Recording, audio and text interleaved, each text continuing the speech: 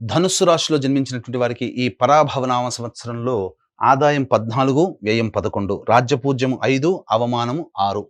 గమనించుకున్నట్లయితే ఈ యొక్క ధనుస్సు రాశిలో జన్మించినటువంటి వారికి అర్ధాష్టమ శనిదోష ప్రభావం అనేటువంటిది ఉన్నది. ఈ అర్ధాష్టమ శనిదోష ప్రభావంలో జరిగేటువంటిది ఏంటి? ప్రతిదీ కూడా కాలుకేస్తే ములికి వెనక్కి ఇలా ఒక రకంగా చెప్పాలంటే ముందు వెనక ఊగిసలాట ధోరణి అనేటువంటిది ఉంటుంది. కాలుకేస్తే మెడకి, మెడకేస్తే కాలుకి అన్నట్టుగా ఏది కూడా ముందుకు సాగకపోవడము. అంతేకాకుండా ప్రధానంగా ఎవరితో మనం కలిసి పనిచేస్తుంటామో వాళ్ళతో కొంత విభేదాలు రావడము, అనేక ప్రయత్నాలలో ఆటంకాలు ఉండడము, సామర్థ్యానికి మించి పని చేయలేకపోవడము, ఇలాంటివి జరుగుతాయి. ముఖ్యంగా బద్ధకం అధికంగా ఉండడం ఈ యొక్క అర్ధాష్టమ శనిదోష ప్రభావం. ఇది గత జన్మ కర్మదోషం అనేటువంటిది గుర్తుపెట్టుకోండి. అంతేకాకుండా శని యొక్క అనుగ్రహాన్ని పొందాలి అని అనుకుంటే నిజాయితీగా కష్టపడడం, దైవానుగ్రహం కోసం దైవ చింతన ఎక్కువగా ఉండడం అనేటువంటిది చేసినట్లయితే ఈ శని వలన వచ్చేటువంటి సామాన్యమైనటువంటి దోషాలు కూడా చాలా మటుకు తగ్గుముఖం పడతాయి. అయితే ఇక్కడ తృతీయ స్థానంలో రాహు సంచారం డిసెంబర్ 5 వరకు ఉండడం వల్ల ఏ ప్రయత్నం చేసినా ముందడుగు వేసే అనుగ్రహం ఉండడం, తద్వారా ముందడుగు వేసిన తర్వాత ప్రతి ప్రయత్నంలో ఆటంకాలు వస్తాయి. కానీ మొక్కవని ధైర్యంతో ముందడుగు వేస్తే ఈ రాహు ఇచ్చేటువంటి శుభ ఫలితాలు, మధ్యలో వచ్చేటువంటి గురువు కూడాను అనుకూలంగా కొన్ని సమయాల్లో ఉంటాడు. కాబట్టి అటువంటి విధంగా మీకు యోగదాయకంగా ఉంటుంది.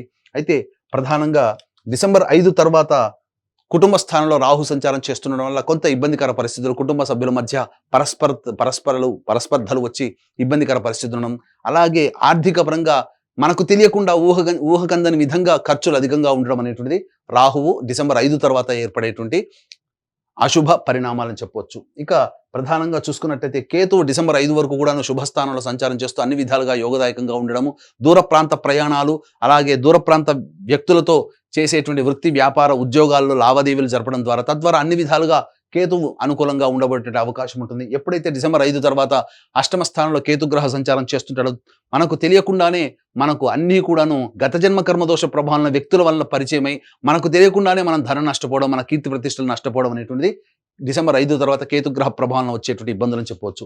ఇక గురువు గ్రహం దగ్గర కనుక చూసుకున్నట్లయితే ప్రధానంగా మే 31వ తారీఖు వరకు గురువు సంపూర్ణంగా యోగించబోతున్నాడు, రాహు సంపూర్ణంగా యోగించబోతున్నాడు, కేతు యోగించబోతున్నాడు. ఒక శని ప్రభావం అనేటువంటిదే ఇబ్బందికరంగా ఉంటుంది. కాబట్టి దైవానుగ్రహం అదృష్టం రూపంలో గురువు సంచార ప్రభావం మీకు అనుకూలంగా ఉన్నటువంటి కారణం చేత మీరు చేసే ఏ ప్రతి ప్రయత్నమైనప్పటికీ కూడా మీ యొక్క ఇష్టదైవానికి ప్రార్థన చేసుకొని పెద్దల యొక్క ఆశీర్వాదం చేసుకొని మే 31వ తారీఖు లోపల ఏ పని తలపెట్టినా ఆ పనిలో విజయం మీదే అవుతుంది.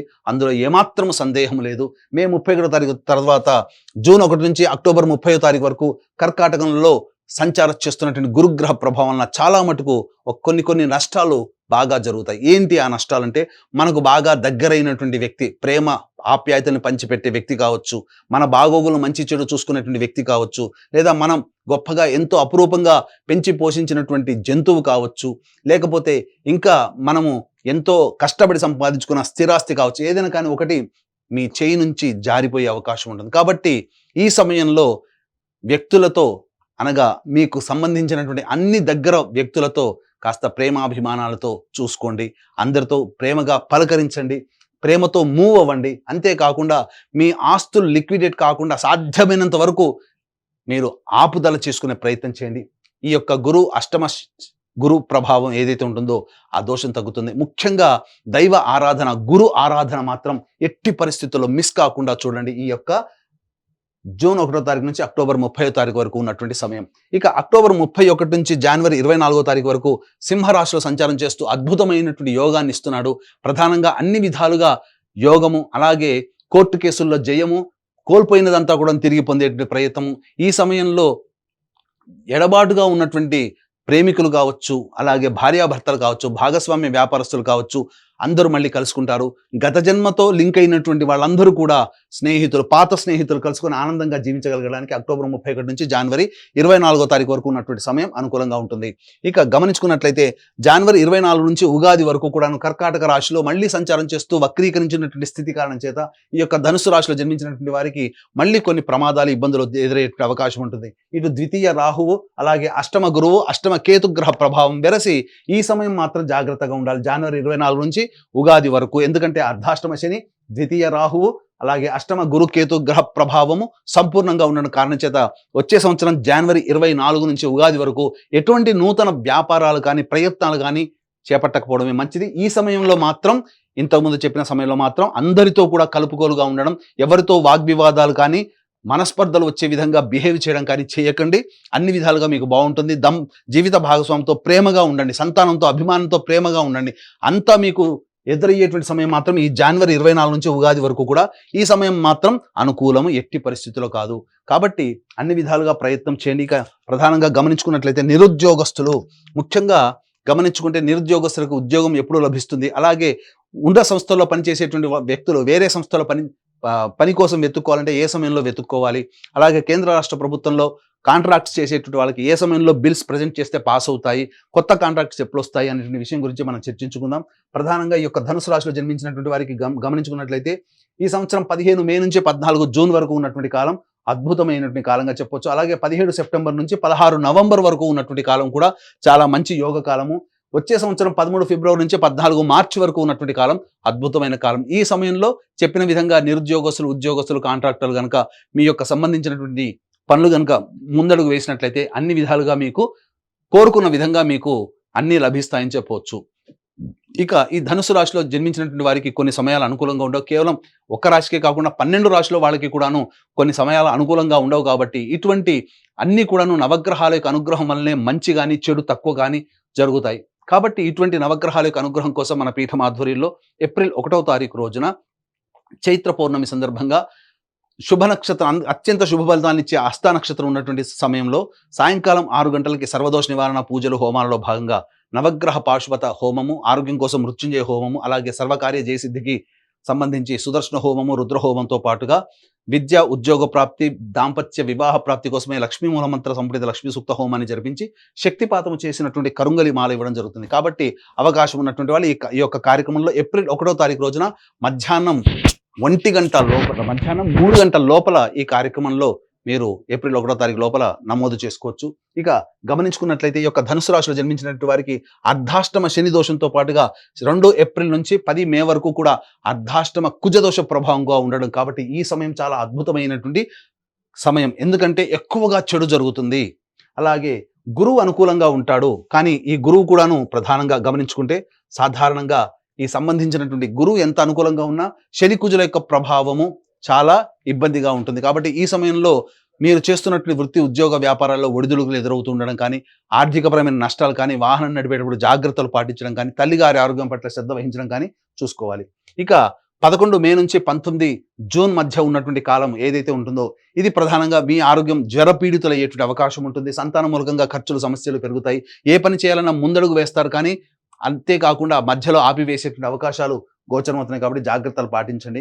ఇక 20 జూన్ నుంచి 1 ఆగస్టు మధ్య ఉన్నటువంటి కాలం అన్ని విధాలుగా అనుకూలంగా ఉంటుంది. అలాగే గురువు అనుకూలంగా ఉండడు, రాహు అనుకూలంగా ఉంటుంది, శని అనుకూలంగా ఉంటాడు, కుజుడు అనుకూలంగా ఉంటాడు, రవి కూడా అనుకూలంగా ఉంటాడు ఈ సమయంలో. కాబట్టి ప్రధానంగా ఈ సంబంధించినటువంటి కుజగ్రహం అనుకూలంగా ఉండడం వల్ల శత్రువుల మీద విజయము, అలాగే కోర్టు సంబంధమైనటువంటి వివాదాల విజయము, భూగృహ వసతి లాభం అనేటువంటిది ఈ సమయంలో మీరు పొందవచ్చు. ఇక 1 ఆగస్టు నుంచి 17 సెప్టెంబర్ మధ్య ఉన్నటువంటి కాలం ఏదైతే ఉంటుందో ప్రధానంగా ఈ సమయం మీకు ఆత్మవిశ్వాసం ఉంటుంది, ఎక్కువగా ఉంటుంది, కానీ ఖర్చులు అధికంగా ఉంటాయి. కుటుంబ సభ్యులతో మీరు కాస్త మంచి ప్రేమతో మాట్లాడాల్సినటువంటి పరిస్థితి. ఎందుకంటే వివాదాలు ఏర్పడే అవకాశం, ఎడమ కంటికి సంబంధించినటువంటి అనారోగ్య సూచనలు ఎక్కువగా గోచరమవుతున్నాయి. అంతేకాకుండా వృత్తి, ఉద్యోగ, వ్యాపారాల్లో కాస్త ఒడిదుడుకులు అనేవి ఎదురవుతాయి. కాబట్టి జాగ్రత్తలు పాటించండి. మరీ ముఖ్యంగా 18 సెప్టెంబర్ నుంచి 11 నవంబర్ మధ్య ఉన్నటువంటి కాలం ఏదైతే ఉంటుందో ఈ సమయం మాత్రం అది అనుకూలము కాదు. ఈ సమయంలో ప్రధానంగా గురువు కూడా అష్టమ గురు సంచారము, కుజుడు అష్టమ సంచారము, అలాగే శని అర్ధాష్టమ సంచారము. ఈ కారణం చేత ప్రధానంగా శరీరంలో అనగా అనారోగ్య సమస్యలు ఎక్కువగా ఉండడము, అలాగే మీరు అనుకున్నటువంటి సొంత వ్యక్తులతో ఎప్పుడు వాగ్వివాదాలు జరుగుతూ ఉండడము, అన్నిటికంటే ముఖ్యంగా ఆర్థికపరమైనటువంటి నష్టము ఎక్కువగా ఉండడము, కుటుంబ సభ్యులతో వాగ్వివాదాలు, అలాగే తెలిసిన వారి వల్ల మోసపోవడం అనేటువంటివి జరుగుతాయి. ఆకర్షణీయమైనటువంటి ప్రకటనల్ని మీరు పొందడం ద్వారా తద్వారా ఎక్కువ మొత్తంలో డబ్బులు, అనగా ఇప్పుడు చెప్పాలంటే సైబర్ క్రైమ్ అనేటువంటిది చెప్పొచ్చు. ఈ విధంగా ఆకర్షణగా అత్యాశకు పోయి ఎక్కువగా నష్టపోతారు. ఇక 12 నవంబర్ నుంచి 8 మార్చి వరకు ఉన్నటువంటి కాలం అయితే ఇది ప్రధానంగా కుజుడు స్తంభించి ఉన్నటువంటి కారణం. ఈ సమయంలో ప్రధానంగా సంబంధించినటువంటి అన్ని విధాలుగా యోగకాలంగా ఉండేటువంటి సమయం చెప్పొచ్చు. న్యాయ సంబంధమైనటువంటి విషయాల్లో మీదే పైచేయిగా ఉంటుంది. ఆస్తికి సంబంధించినటువంటి విషయాల్లో చర్చకు వస్తాయి. కాబట్టి జాగ్రత్తలు పాటించండి. ముఖ్యంగా ఈ యొక్క ధనుస్సు రాశిలో జన్మించినటువంటి విద్యార్థులు ఎవరైతే ఉంటారో మే 31వ తారీఖు వరకు గురుబలం అనుకూలంగా ఉండడం, రాహు అనుకూలంగా ఉండడం కాబట్టి ఈ సందర్భంగా ప్రధానంగా అన్ని రంగాలలో ఉన్నటువంటి విద్యార్థులు ఎవరైతే ఉంటారో మంచి ప్రతిభ కనబరించి చక్కటి విద్య ఉత్తీర్ణత శాతాన్ని పొందుతారు. మే 31 తర్వాత ప్రయత్నాల్లో ఆటంకాలన్నింటినీ ఎదురవుతాయి కాబట్టి ఈ సందర్భంగా ప్రధానంగా విదేశీయానానికి విదేశీ సంబంధించిన చేయు ప్రయత్నాలు ఏవైతే ఉంటాయో జూన్ 1 నుంచి అక్టోబర్ 30 వరకు ప్రయత్నం చేయండి. ఆరోగ్యం అనేటువంటిది కొద్దిగా ఇబ్బంది పెట్టినప్పటికీ ప్రయత్నాల్లో మీకు మంచి జరుగుతుంది. అంతేకాకుండా విదేశీయానానికి వెళతారు కానీ అక్కడ ఎక్కువగా కష్టపడాల్సి వస్తున్నటువంటి పరిస్థితులు వస్తాయి కాబట్టి ముందుగానే ప్రిపేర్ అవ్వండి. అలాగే అక్టోబర్ 31 నుంచి జనవరి 24వ తారీఖు వరకు ఉన్నటువంటి గురు సంచార ప్రభావం వలన ప్రధానంగా విదేశాల్లో ఉన్నటువంటి వాళ్ళకి కాంట్రాక్ట్స్ మళ్ళీ రెన్యువల్ అవుతాయి, కొత్త కాంట్రాక్ట్స్ వస్తాయి. అలాగే H1B వీసాలు వంటి వాటి కూడాను మీరు పొందే అవకాశం గోచరమవుతుంది. ఈ యొక్క ధనుసు రాశిలో జన్మించినటువంటి రాజకీయ రంగ ప్రముఖులకి ప్రధానంగా పార్టీ పెద్దల యొక్క అండదండలతో ఎన్నికల్లో పోటీ చేసిన చక్కటి విజయం, అతి భారీ విజయం రాకపోయినప్పటికీ కూడాను విజయాన్ని మాత్రం సొంతం చేసుకుంటారు కాబట్టి మంచి నామినేటెడ్ పోస్టులో ఉండే అవకాశం గోచరమవుతుంది. ముఖ్యంగా ఈ యొక్క ధనుసు రాశిలో జన్మించినటువంటి నటనా రంగంలో ఉన్నటువంటి వాళ్ళు 24 frames, electronic and printing media, social media రంగంలో ఉన్నటువంటి వాళ్ళకి ధనాదాయం చాలా చక్కగా ఉంటుంది. పేరు ప్రఖ్యాతులు కలిగినటువంటి పాత్రలు పోషించడం, తద్వారా అటువంటి సంస్థల్లో మీకు మంచి ఉద్యోగం లభించడం ద్వారా మంచి అభివృద్ధి అనేటువంటిది ఉంటుంది. నూతన నటీనటులకి అవకాశాలు ఎక్కువగా పెరుగుతాయని చెప్పవచ్చు. అలాగే ఈ యొక్క రాశిలో జన్మించినటువంటి రైతులు ఎవరైతే ఉంటారో ధనుసు రాశిలో జన్మించినటువంటి రైతులకి 2 పంటలు కూడాను సాధారణమైనటువంటి పరిస్థితులు, గొప్పగా ఊహించిన అంత లాభాలు పొందకపోయినా ప్రధానంగా ఈ సంవత్సరం కుటుంబాన్ని పోషించగలిగి మంచి స్థితిలో ఉండగలిగేటువంటి లాభాలు మీరు సొంతం చేసుకుంటారు. కౌలుదారులు మాత్రం అప్పులు చేయాల్సినటువంటి పరిస్థితి ఎదురవుతుంది. ఇక ఈ యొక్క సంబంధించినటువంటి ధనుసు రాశిలో జన్మించినటువంటి క్రీడాకారులు ఎవరైతే ఉంటారో ఆ క్రీడాకారులకు మాత్రం కాస్త బాగా ప్రయత్నం చేస్తే తప్ప ఉన్నతమైనటువంటి ఫలితాలు పొందలేరు. ప్రోత్సాహకాల విషయంలో, అవార్డులు రివార్డు విషయంలో అన్ని నోరూరించి చేజారిపోయే అవకాశం ఉంటుంది కాబట్టి కొత్త ప్రాజెక్టుల కోసం మీరు గట్టిగా నిజాయితీగా దైవానుగ్రహంతో ప్రయత్నం చేస్తే చాలా మంచి జరుగుతుందని చెప్పవచ్చు. ఇక ఈ రాశిలో జన్మించినటువంటి వారికి వివాహాది శుభకార్యాలు మంచిగా జరుగుతాయి. మే 31 లోపల జరిగే అవకాశం, లేకపోతే అక్టోబర్ 31 నుంచి వచ్చే సంవత్సరం జనవరి 24 లోపల వివాహ ప్రాప్తి, సంతాన ప్రాప్తి కూడా కలగబోతుంది. అన్ని విధాలుగా శుభయోగమైనటువంటి లక్షణాలు అనేటువంటి యొక్క ధనుసు రాశిలో జన్మించినటువంటి వారికి ఏర్పడతాయి. అంతేకాకుండా ఈ రాశిలో జన్మించినటువంటి స్త్రీలకి మీ మాటకి విలువ అనేటువంటిది ఉంటుంది. కుటుంబ సభ్యులు అందరూ ఆదరాభిమానాలతో ప్రేమతో అంగీకరించి మిమ్మల్ని అందరినీ కూడా సాధారణంగా మీరు చేసినటువంటి గతంలో జరిగినటువంటి తప్పుల్ని కూడా ఆమోదింప చేసుకొని చక్కగా ఆనందంగా ఉండగలుగుతారు. మీపై ఉన్నటువంటి అప్రతిష్ట ఏదైతే ఉంటుందో అదన్నీ కూడాను తప్పు అని చెప్పి నిరూపించగలిగేటువంటి స్థితి ఈ యొక్క ధనుసు రాశిలో జన్మించినటువంటి మహిళలకు ఉంటుంది. కోల్పోయినటువంటి జీవిత భాగస్వామి ప్రేమ ఆప్యాయతలు అనగా విడిపోయినటువంటి వాళ్ళు మళ్ళీ కలుసుకునే అవకాశం ఉంటుంది. అది ప్రేమికులు కావచ్చు, జీవిత భాగస్వాములు కావచ్చు, స్నేహితులు కావచ్చు. కోల్పోయినది మళ్ళీ తిరిగి పొందేటువంటి అవకాశం ఈ రాశిలో జన్మించినటువంటి స్త్రీలకి కలుగుతుంది. విలువైనటువంటి ఆభరణాలు, వస్తువులని సొంతం చేసుకుంటారు. కానీ ఎప్పుడైతే డిసెంబర్ 5 తర్వాత రాహు సంచార ప్రభావం అనుకూలంగా ఉండదో ఆ ప్రభావం వలన కొన్ని ఇబ్బందికర పరిస్థితులు, ఆభరణాలని కోల్పోవాల్సినటువంటి పరిస్థితి ఎదురవుతుంది. ధనాన్ని మాత్రం ఎవరికి కూడా గుడ్డిగా నమ్మి ఇవ్వకండి. ఎందుకనంటే కుజగ్రహ సంచారము, గురుగ్రహ సంచారము సాధారణంగా ఉన్నటువంటి కారణం చేత ఎక్కువగా ధన సంబంధించినటువంటి విషయాల్లోనే ఎక్కువగా తప్పుడు అడుగు వేసే నిర్ణయాలు తీసుకుంటారు. కాబట్టి 1-2 సార్లు ఆలోచించి పెద్దల యొక్క సహాయ సహకారాలు, మీ కుటుంబ సభ్యుల యొక్క ఆలోచనలతో ముందడుగు వేసి మీరు డబ్బు విషయంలో నిర్ణయం తీసుకుంటే చాలా మంచిదని చెప్పవచ్చు. ఇక గమనించుకున్నట్లయితే ఏతవాత ఈ యొక్క ధనుసు రాశిలో జన్మించినటువంటి వారికి సాధారణమైనటువంటి ఫలితాలే ఈ సంవత్సరం అంతా గోచరమవుతున్నాయి. అంతేకాకుండా మన పీఠం ఆధ్వర్యంలో ఈ యొక్క సంబంధించినటువంటి 12 రాశుల్లో జన్మించినటువంటి వారికి అన్ని విధాలుగా నవగ్రహాలు అండగా ఉండాలనే సదుద్దేశంతో సర్వదోష నివారణ పూజలు, హోమాలు ఏప్రిల్ 1వ తారీఖు రోజున చైత్ర పౌర్ణమి రోజున జరిపించి శక్తిపాతం చేసినటువంటి కరుంగలి మాలను మీరు సొంతం చేసుకోవడం ద్వారా ఆ దైవానుగ్రహం, నవగ్రహాల యొక్క అనుగ్రహం సంపూర్ణంగా పొంది మీ కలల్ని సాకారం చేసుకుని ఆనందకరమైన జీవితానికి బాటలు వేసుకుంటారని కోరుకుంటూ సర్వం శ్రీ ఉమామహేశ్వర పరబ్రహ్మార్పణమస్తు.